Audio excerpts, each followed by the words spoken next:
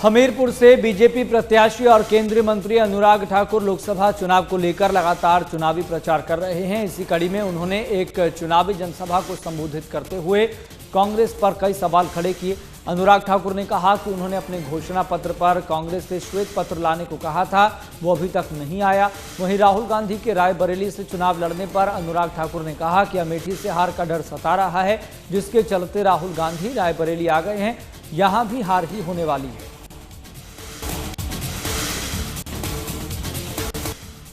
लोकसभा चुनाव को लेकर सभी राजनीतिक पार्टियां एक्टिव नजर आ रही हैं। एक के बाद एक सभी पार्टियों के उम्मीदवार नामांकन दाखिल कर रहे हैं।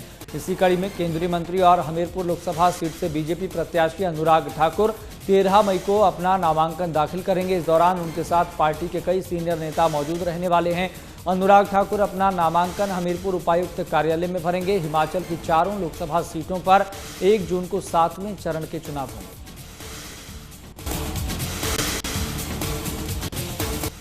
पीएम नरेंद्र मोदी आज करीब 2 घंटे राम की नगरी में अयोध्या में रहेंगे, जहां वे रामलला के दर्शन करेंगे। उसके बाद रोड शो करेंगे। पीएम मोदी शाम को करीब 5:30 बजे सीतापुर के धौरहरा हेलीपैड से अयोध्या एयरपोर्ट पहुंचेंगे, जहां से सड़क मार्ग से चलकर 7 बजे राम जन्मभूमि पहुंचेंगे। शाम 7 बजे से 7:15 बजे तक रामलला के दरबार में रहेंगे। शाम को करीब 7:15 बजे राम जन्मभूमि पथ के पास सुग्रीव किले से लता चौक तक रोड शो करेंगे। इस दौरान मुख्यमंत्री योगी आदित्यनाथ भी मौजूद रहेंगे।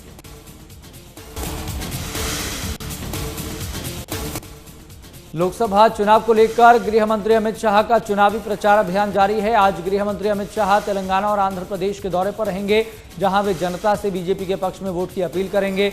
सबसे पहले आंध्र प्रदेश के धर्मावरम में बाथुलापल्ली रोड पर सीएनबी गार्डन से अमित शाह बीजेपी उम्मीदवारों के लिए समर्थन जुटाने की कोशिश करेंगे। इसके बाद शाह चुनावी प्रचार के लिए तेलंगाना के आदिलाबाद लोकसभा क्षेत्र में जाएंगे। वहीं इसके बाद अमित शाह निजामाबाद लोकसभा क्षेत्र में जनसभा करेंगे।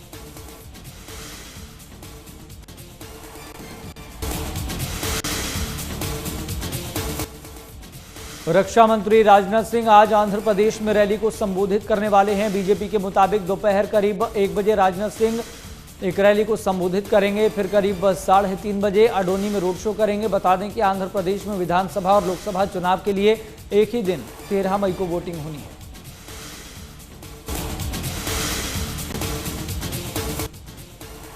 लोकसभा चुनाव में मिशन 400 पार के लक्ष्य को लेकर बीजेपी नेताओं का लगातार चुनावी प्रचार जारी है। इसी कड़ी में बीजेपी के राष्ट्रीय अध्यक्ष जेपी नड्डा छत्तीसगढ़ और ओडिशा के दौरे पर रहेंगे। जेपी नड्डा छत्तीसगढ़ के सूरजपुर जिले में आयोजित जनसभाओं को संबोधित करने वाले हैं।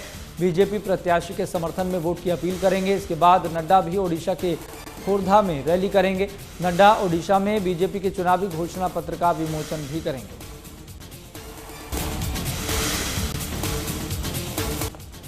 लोकसभा चुनाव को लेकर 2 चरणों में हुए मतदान के बाद बीजेपी के तमाम स्टार प्रचारक तीसरे चरण के मतदान की तैयारियों में जुटे हैं। इसी कड़ी में उत्तर प्रदेश के मुख्यमंत्री योगी आदित्यनाथ आज यूपी की कई लोकसभा सीटों पर चुनावी जनसभा करेंगे। सीएम योगी यूपी की मिश्रिख लोकसभा क्षेत्र और इटावा लोकसभा क्षेत्र में आयोजित चुनावी जनसभा को संबोधित करेंगे। बीजेपी प्रत्याशी के समर्थन में वोट की अपील भी करेंगे। इसके बाद सीएम योगी फैजाबाद लोकसभा क्षेत्र में आयोजित पीएम मोदी के रोड शो में भी शामिल होंगे।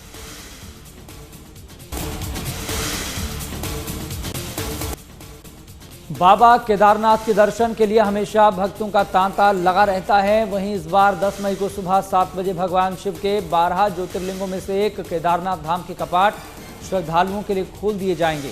केदारनाथ धाम के कपाट खोलने के पहले डोली यात्रा के मुख्य पड़ावों पर इस बार भी मुख्य सेवक भंडारे का आयोजन करेंगे। इसकी शुरुआत के लिए रविवार को उत्तराखंड के मुख्यमंत्री पुष्कर सिंह धामी ने 4 दिवसीय भंडारे की सेवादार टीम को वर्चुअली हरी झंडी दिखाकर रवाना किया।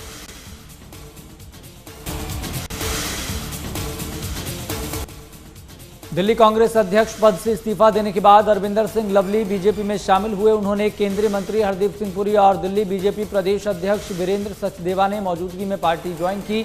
उनके साथ राजकुमार चौहान भी बीजेपी में शामिल हुए। बीजेपी में शामिल होने के बाद अरविंदर सिंह लवली ने बीजेपी राष्ट्रीय अध्यक्ष जेपी नड्डा से भी मुलाकात की।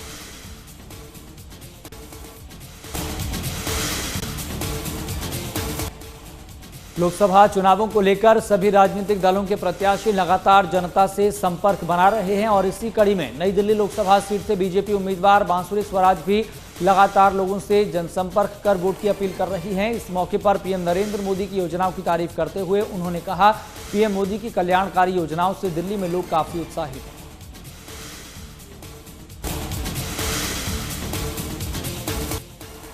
लोकसभा चुनाव को लेकर सभी प्रत्याशी जोर शोर से प्रचार में जुटे हैं। इसके लिए वह तरह तरह के वोटरों को लुभाने की कोशिश भी कर रहे हैं। इसी कड़ी में आम आदमी पार्टी ने लोकसभा चुनाव के लिए हरियाणा के लिए अपने 40 स्टार प्रचारकों की लिस्ट जारी कर दी है। लिस्ट में मुख्यमंत्री अरविंद केजरीवाल, सुनीता केजरीवाल, पंजाब के मुख्यमंत्री भगवंत सिंह मान भी शामिल हैं। इनके अलावा जेल में बंद पूर्व डिप्टी सीएम मनीष सिसोदिया और सत्येंद्र जैन को भी स्टार कैंपेनर बनाया गया है।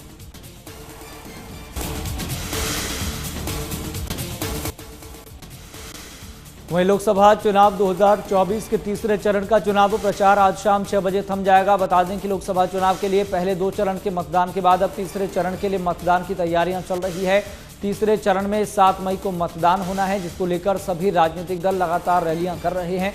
तीसरे चरण के चुनाव में 12 राज्यों की 94 सीटों पर वोट डाले जाएंगे।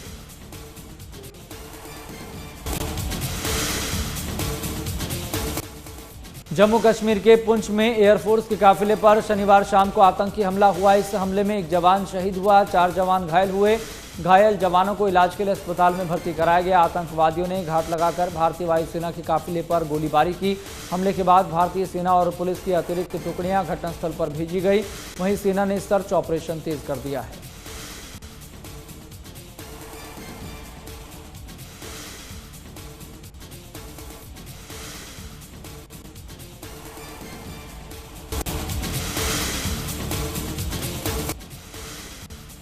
सोलन जिला बार एसोसिएशन की नई कार्यकारिणी का गठन हुआ। आलोक राणा कार्यकारिणी के अध्यक्ष चुने गए हैं।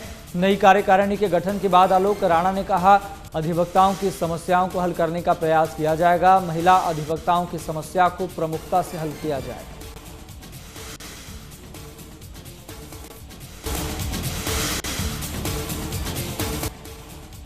छत्तीसगढ़ के बलरामपुर में मतदाताओं को जागरूक करने के लिए महिलाओं ने अनोखा अंदाज अपनाया। स्वयं सहायता समूह की महिलाओं ने घर घर जाकर साल के पत्ते और पीले चावल बांटकर लोगों को मतदान करने की अपील की है। वहीं साल के पत्ते पर वोटिंग का समय भी लिखा गया है।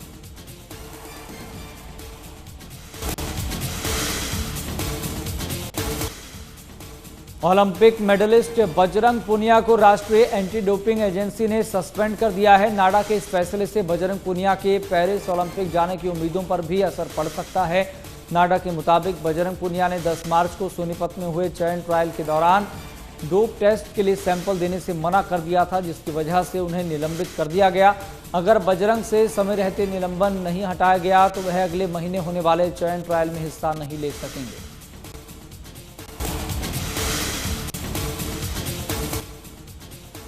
बदायूं में एक बाइक को अज्ञात वाहन ने टक्कर मारी। हादसे में बाइक सवार गंभीर रूप से घायल हो गया। घायल की अस्पताल में इलाज के दौरान मौत हो गई। वहीं पुलिस ने शव को पोस्टमार्टम के लिए भेज दिया है। पुलिस अज्ञात वाहन की तलाश में जुटी है।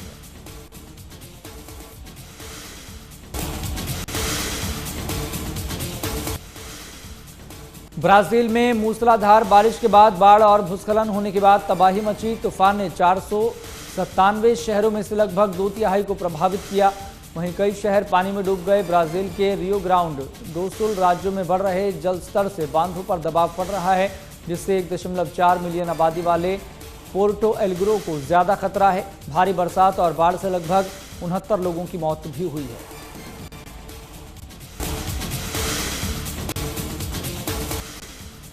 वहीं आज सुबह ताइवान के आसपास 7 चीनी सैन्य विमानों और 5 नौसैनिक जहाजों का संचालन देखने को मिला, जिसके जवाब में ताइवान के सशस्त्र बलों ने स्थिति की निगरानी करने के लिए लड़ाकू गश्त विमान, नौसैनिक जहाजों और तटीय मिसाइल प्रणालियों को तैनात किया है।